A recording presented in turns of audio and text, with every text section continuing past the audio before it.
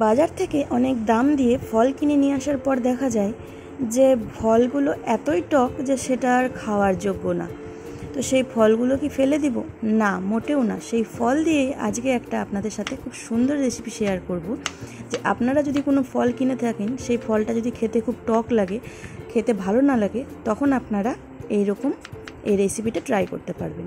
তার জন্য আমি এখানে আপেল নিয়ে নিয়েছি একটা, আর দুটা নিয়ে নিয়েছি মৌসুমি। এটা কিন্তু কমলা লেবু নয়, এটা এক ধরনের মৌসুমি আছে যেটা এতই টক যে খাওয়া যাচ্ছিল না। এরকম আপনারা আম নিয়ে নিতে পারেন, যে টক আম যদি খেতে না পারেন, যে কোনো ফল এখানে জুসিওয়ালা ফল অ্যাড করতে পারেন। তো এখানে আমি প্রত্যেকটা ফলকে এরকম ছোট ছোট টুকরো করে কেটে নিয়েছি। কেটে নেওয়ার পরে যে মৌসুমিগুলো ছিল, মৌসুমিগুলোর বীজ আর যে মোটা যে এই যে শাঁসের মতন, এগুলো ফেলে দিতে হবে। ফেলে ছোট ছোট করে টুকরো করে নিতে হবে। এবার এই টুকরোগুলো এক পাশে রেখে আমি নিয়ে নিব কাঁচা আম।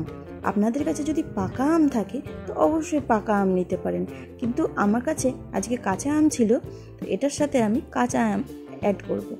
এই কাঁচা আম আর এই ফল দিয়ে কি বানাবো বলুন তো?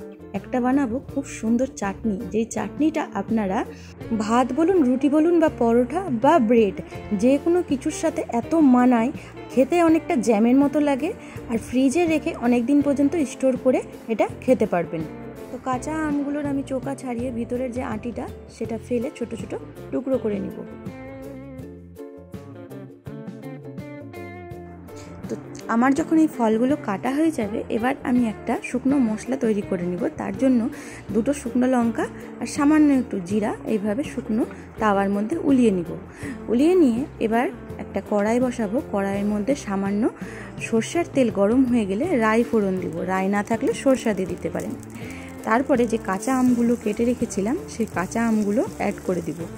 অ্যাড করে সামান্য একটু লবণ আর হলুদ দিয়ে এটাকে ভাজা ভাজা করে নিতে হবে, যতক্ষণ না নরম হয়ে আসে। নরম হওয়া পর্যন্ত ভাজা ভাজা করে নিতে হবে।